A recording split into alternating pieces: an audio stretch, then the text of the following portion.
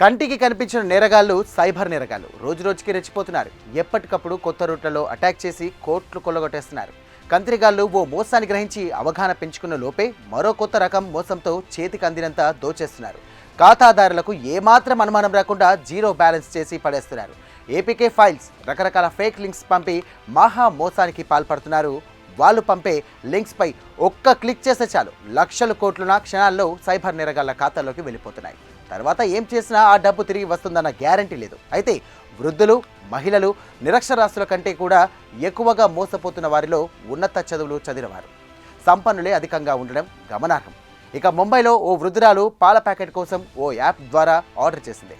అంతే, ఏకంగా ఆమె ఖాతాలో ఉన్నటువంటి 18.5 లక్షల సైబర్ మోసగాడి చేతివాటానికి స్వాహా అయ్యాయి.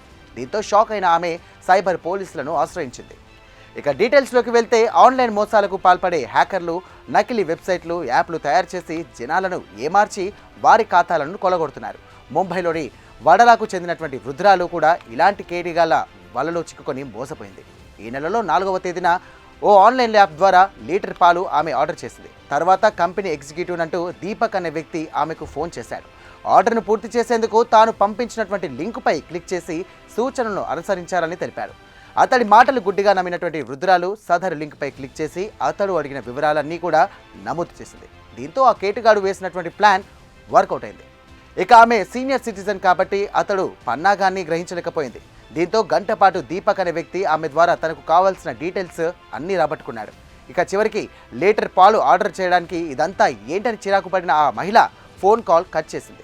అయితే ఇప్పటికే ఆమె బ్యాంక్ ఖాతాకు సంబంధించినటువంటి అన్ని డీటెయిల్స్ ఆ మోసగాడి చేతుల్లోకి వెళ్ళిపోయాయి. దీంతో ఆ నెక్స్ట్ డే నుండి ఆమె ఖాతా నుంచి నెమ్మదిగా డబ్బులు మళ్లించుకోవడం స్టార్ట్ చేశాడు ఆ కంత్రిగాడు.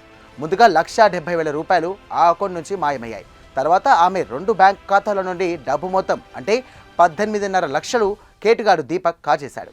అయితే కొన్ని రోజుల తర్వాత ఆమె బ్యాంక్ అకౌంట్ చెక్ చేయగా ఈ వ్యవహారం బయటపడడంతో ఆమె లబోదీపమంటూ పోలీసులను ఆశ్రయించింది.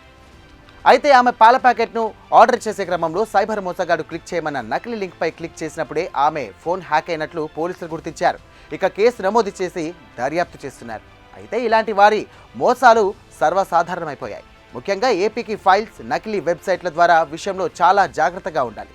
లేని పక్షంలో ఇలాంటి మోసాలకు గురి కావాల్సి వస్తుంది. ముఖ్యంగా ఎట్టి పరిస్థితుల్లో బ్యాంక్ అకౌంట్కి సంబంధించి ఏ చిన్న డీటెయిల్ కూడా ఎవరికి ఎట్టి పరిస్థితులు ఇవ్వకూడదు. ఇక బై బ్యాంకులు కానీ అధికార సంస్థలు ఎప్పుడు కూడా ఎలాంటి లింకును కూడా క్లిక్ చేయమని అడగవు. ఈ విషయాన్ని గుర్తుకు పెట్టుకుంటే సైబర్ కేటుగాల వల నుంచి తప్పించుకున్నట్టే. Be careful.